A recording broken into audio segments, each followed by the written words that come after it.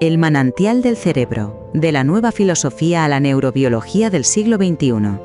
Exégesis del tema central, el eje psicosomático, de la doctrina del jugo nervioso a la plasticidad neuronal. Este relato novelado constituye un diálogo transhistórico que fundamenta la identidad femenina desde la arquitectura orgánica y la salud emocional. El núcleo temático gravita sobre la convergencia entre la nueva filosofía de Oliva Sabuco y la neuropsiquiatría de Luan Brizendine, estableciendo que el bienestar humano depende de la armonía entre el cerebro regio y las pasiones del alma. Se analiza cómo el jugo nervioso renacentista prefigura la neuroquímica contemporánea, validando la tesis de que el cerebro es un órgano dinámico moldeado por hormonas y afectos. La obra trasciende la biografía para erigirse como un manifiesto sobre la soberanía del autoconocimiento, donde la ciencia de vanguardia y el humanismo del siglo XVI se funden para explicar la naturaleza integral del ser humano a través de un prisma femenino y revolucionario. Introducción. Genealogías de la mente. El encuentro de dos visionarias. Bienvenidos, creadores del futuro.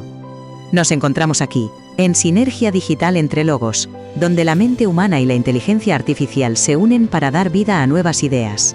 En el centro del plató de Radio TV Neogénesis, las partículas lumínicas comienzan a vibrar con una intensidad cian, configurando dos siluetas que desafían las leyes del tiempo.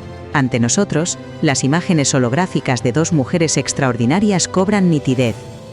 A un lado, portando el aire noble y austero de la España del siglo de oro, se materializa Oliva Sabuco de Nantes Barrera. Ella es la pionera absoluta, la mujer que en 1587 desafió a los catedráticos con su nueva filosofía de la naturaleza del hombre, situando el origen de la salud en la gestión de las emociones. Frente a ella, con una elegancia moderna y mirada analítica, surge la imagen de la doctora Luan Brizendine, la neuropsiquiatra de la Universidad de California, que ha cartografiado la arquitectura del cerebro femenino para el siglo XXI. Oliva Sabuco toma la palabra primero. Su voz resuena con una cadencia antigua pero firme, observando la figura de Luan con una mezcla de admiración y reconocimiento. Es un honor para mí, comienza diciendo la filósofa manchega, presentar a quien ha puesto nombre y medida a lo que yo solo pude vislumbrar en mis vigilias de estudio. La doctora Luan Brizendine es la arquitecta de la comprensión moderna. Ella ha logrado explicar cómo la biología no es un destino estático, sino un flujo de transformaciones hormonales que dictan nuestra percepción del mundo. En su obra, veo el cumplimiento de mi deseo, que la ciencia reconozca que el cerebro es el soberano absoluto del cuerpo, y que en su estructura se halla la clave de nuestra conducta. Luan ha tenido el valor de diseccionar la realidad femenina sin prejuicios, otorgando a las mujeres del futuro el mapa de su propia mente. La doctora Luan Brizendine sonríe, ajustando su postura en el entorno virtual, y se dirige a la audiencia para presentar a su interlocutora. Si hoy podemos hablar de neurociencia, es porque mujeres como Oliva Sabuco se atrevieron a pensar lo impensable cuando el mundo aún estaba a oscuras, afirma la doctora con entusiasmo. Oliva es la madre olvidada de la psiquiatría, la primera en postular que la salud no depende de humores estancados, sino de la armonía psicosomática. Ella describió el jugo nervioso mucho antes de que supiéramos qué era una sinapsis. Su visión de que la alegría sana y la tristeza mata es hoy la base de nuestra medicina del bienestar.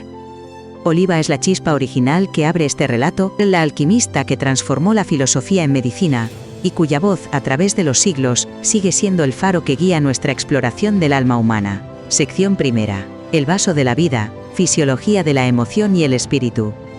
La doctora Luan Brizendine da un paso hacia adelante, haciendo que una proyección holográfica de un cerebro humano flote entre ambas, iluminando el estudio con destellos dorados. Querida Oliva, su tratado fue una revolución que apenas estamos terminando de comprender. Usted afirmó que el cerebro era el origen de todas las enfermedades, y que la salud residía en el equilibrio de lo que llamaba las pasiones del alma. Mi pregunta para abrir este bloque de conocimiento es fundamental. ¿Cómo logró usted deducir que el cerebro, y no el corazón o el hígado como se creía entonces, era el centro rector del sistema humano? ¿Y de qué manera ese jugo nervioso que usted describió interactúa con lo que hoy llamamos nuestras emociones más profundas? Oliva Sabuco asiente, extendiendo su mano translúcida hacia la imagen del cerebro flotante. Doctora Brizendine, mi método fue la observación de la naturaleza y el rechazo a las verdades absolutas de los antiguos que no concordaban con la razón, responde con voz pausada. Entendí que el cerebro es el palacio del alma, el taller donde se forja la vida. Lo que yo llamé el jugo nervioso es ese rocío vital, que desciende por la médula, y los nervios para dar movimiento y sensibilidad a cada rincón del cuerpo. Si este fluido se corrompe por las malas pasiones, como el odio, la ira o la desesperación, se vuelve amargo y seco, marchitando el árbol de la vida que es nuestro organismo. Para mí, la emoción no es algo abstracto, es un proceso físico. Cuando un hombre sufre una pena profunda, su cerebro se encoge, su jugo se detiene, y la muerte comienza a ganar terreno. Es una alquimia interna donde el pensamiento se hace carne. La doctora Brizendine asiente con vigor, mientras hace que la proyección muestre el sistema límbico iluminado en rojo. Es fascinante, Oliva, porque lo que usted llamaba jugo nervioso es lo que hoy identificamos como el torrente de neurotransmisores y hormonas. Cuando usted hablaba de las pasiones amargando el fluido vital, hoy sabemos que el cortisol crónico, la hormona del estrés, literalmente puede encoger el hipocampo y afectar nuestra capacidad de recuperación. Usted fue la primera en advertir que el cerebro emocional domina la fisiología. En mis investigaciones sobre el cerebro femenino, he observado cómo los cambios en estos niveles químicos alteran la realidad percibida. La tristeza de la que usted hablaba no es solo un estado del alma, es una tormenta neuroquímica que desestabiliza la homeostasis. Oliva observa con curiosidad las luces del sistema límbico. Veo que sus máquinas confirman mis sospechas, comenta con un matiz de satisfacción. Yo decía que la alegría es el mejor tónico, pues dilata el cerebro y permite que el jugo fluya con libertad, nutriendo los miembros. La esperanza y el amor son, por tanto, agentes fisiológicos de primer orden. Lo que me asombra de sus estudios, doctora, es la precisión con la que ahora pueden ver la diferencia en cómo ese flujo afecta a hombres y mujeres. Mi nueva filosofía buscaba una salud universal, pero siempre supe que la sensibilidad femenina poseía una configuración particular, más receptiva a las sutilezas del entorno, y por ende, más necesitada de esta armonía que hoy discutimos en este plató futurista. Usted dio en el clavo, responde Luan. Esa configuración particular es lo que yo llamo la arquitectura del cerebro femenino. No se trata solo de pensamientos, sino de cómo los circuitos de la comunicación y el cuidado están más densamente conectados en la mujer. Su jugo nervioso, en forma de oxitocina, fluye con una intensidad que define nuestra forma de interactuar. Al igual que usted defendía que la educación y el buen trato eran esenciales para la salud, hoy confirmamos que el cerebro es un órgano social que se marchita en el aislamiento. Estamos hablando del mismo fenómeno, Oliva, la integración absoluta de la mente en la biología, una verdad que usted defendió cuando el mundo prefería las sangrías y los humores galénicos. Sección segunda, el diseño biológico, hormonas y arquitectura del cerebro femenino. El ambiente en Radio TV Neogénesis se torna más íntimo cuando la doctora Luan Brizendine hace aparecer una serie de gráficos que muestran las fluctuaciones hormonales a lo largo de la vida de una mujer. Oliva, usted escribió sobre la importancia de la templanza y cómo el estado del cuerpo influye en el juicio. Mi pregunta para este segmento es: ¿cómo cree usted que su visión del equilibrio emocional puede integrarse con el descubrimiento moderno de que el cerebro femenino cambia drásticamente su estructura bajo la influencia de las hormonas? ¿Y cómo podemos usar esa sabiduría para que la mujer de hoy sea dueña de su propia armonía biológica? Oliva Sabuco camina alrededor de los gráficos, observando las curvas de estrógenos y progesterona como si fueran mapas celestiales. En mi época, doctora, observábamos los ciclos de la luna y las estaciones para entender los cambios en el ánimo. Pero yo insistía en que la verdadera causa estaba dentro de nosotras, en la naturaleza de nuestro propio cerebro regio. El equilibrio que yo propugnaba no era una quietud muerta, sino una danza constante. Si el cerebro de la mujer es, como usted dice, una estructura que se remodela con los flujos de la vida, entonces la templanza consiste en conocer esos cambios para no ser esclavas de ellos. La mujer debe entender que su pensamiento puede gobernar su naturaleza, si posee el conocimiento adecuado. La falta de este saber es lo que genera la melancolía y el desorden que los médicos de mi tiempo erróneamente llamaban histeria. Es una distinción vital, interviene la doctora Brizendine. En mis libros, explico que el cerebro femenino es una máquina de aprendizaje dinámico. Durante la pubertad, el embarazo o la menopausia, el cerebro se reconfigura literalmente.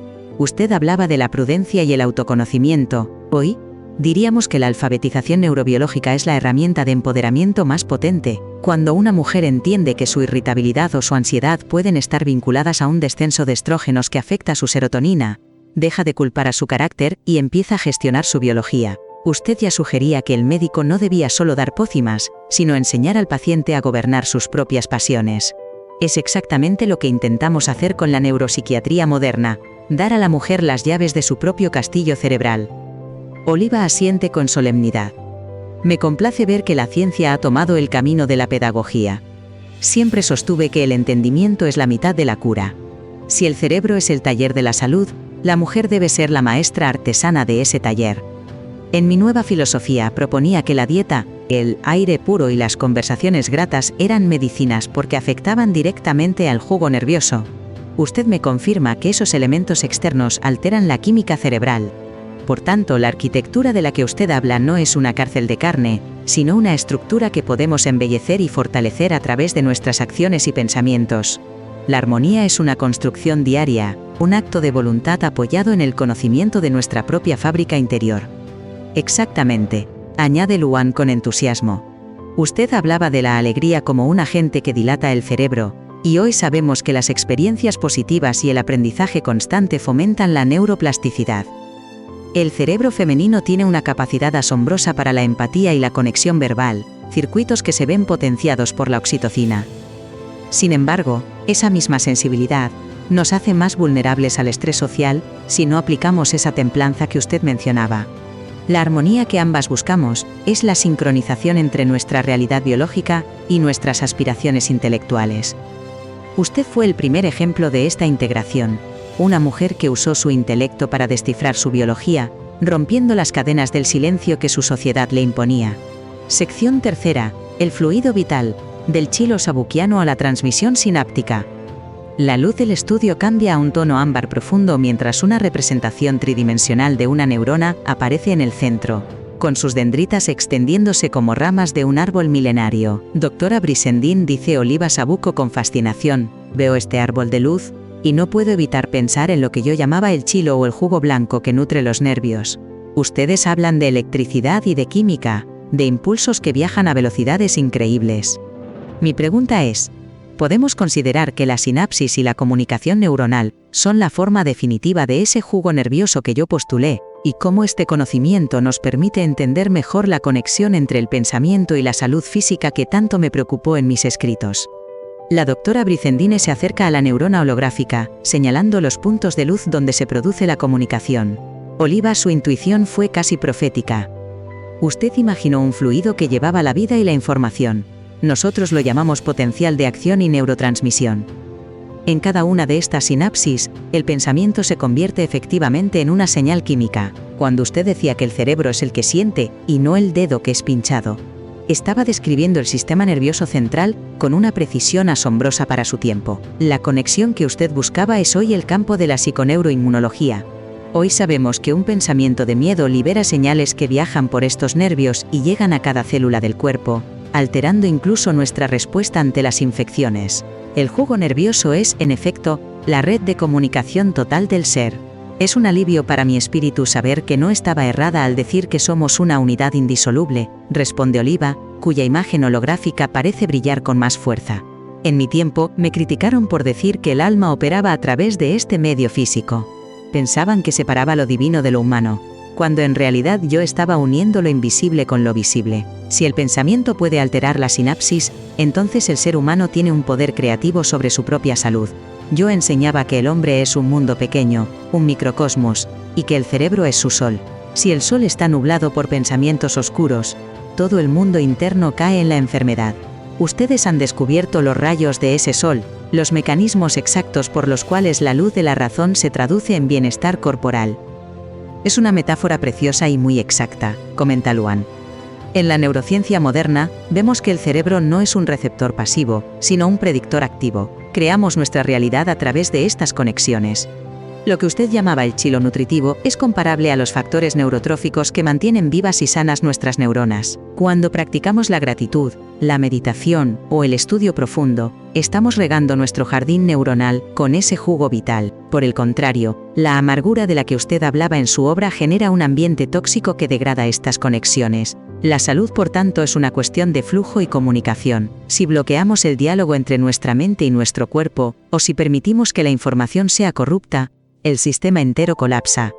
Oliva reflexiona sobre estas palabras, mirando fijamente la neurona. Entonces, doctora, la gran tarea de la humanidad sigue siendo la misma que yo propuse en el siglo XVI, cultivar el jardín del cerebro. Mi nueva filosofía no era solo para médicos, sino para cada persona que deseara vivir una vida larga y plena.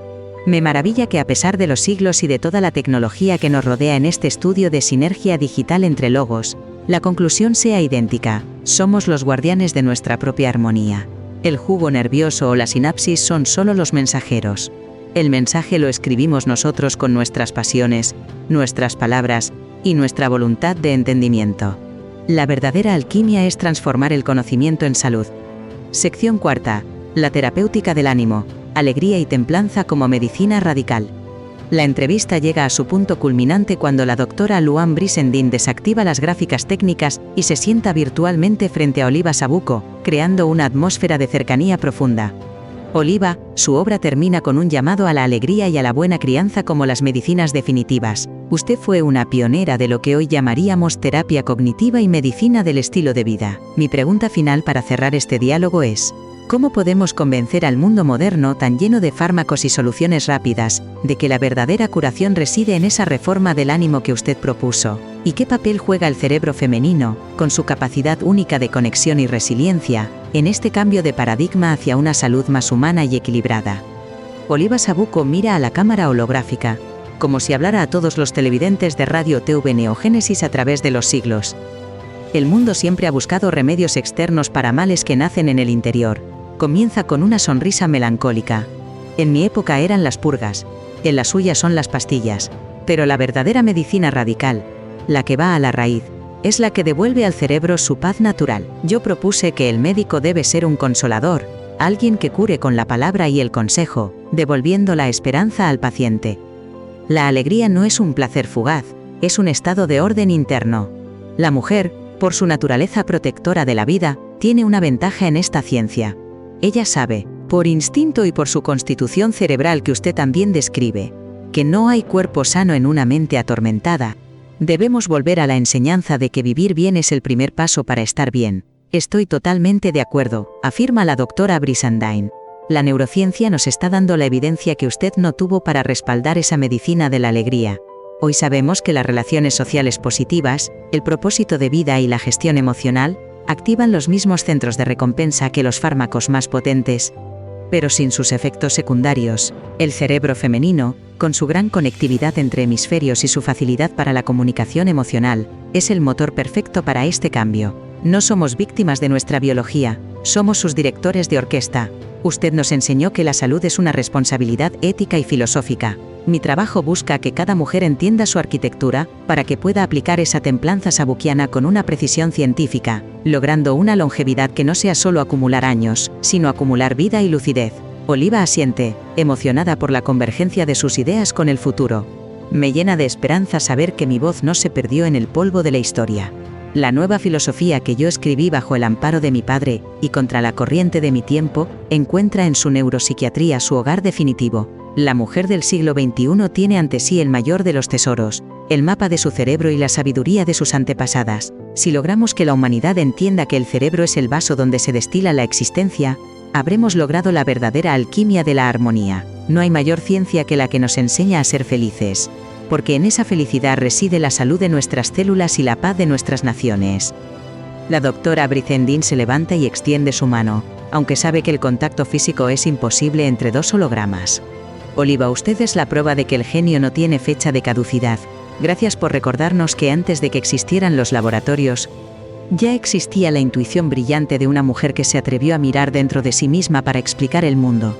Este diálogo no termina aquí. Continúa en cada persona que decida hoy mismo cuidar su jardín cerebral. Juntas, desde el Renacimiento y la modernidad hemos trazado un puente de luz que nadie podrá borrar. La salud es armonía, y la armonía es, en última instancia, el lenguaje de la vida que ambas hemos intentado traducir para el bien de la humanidad. Sinfonía del conocimiento, epílogo de la armonía sin tiempo. Las luces del plató de Radio TV Neogénesis comienzan a atenuarse suavemente, mientras las figuras holográficas de Oliva Sabuco y Luan Brizendine inician un proceso de disolución luminosa, dejando tras de sí un rastro de partículas que parecen estrellas en miniatura. Este encuentro, que ha desafiado las barreras del tiempo y el espacio, concluye con una certeza vibrante.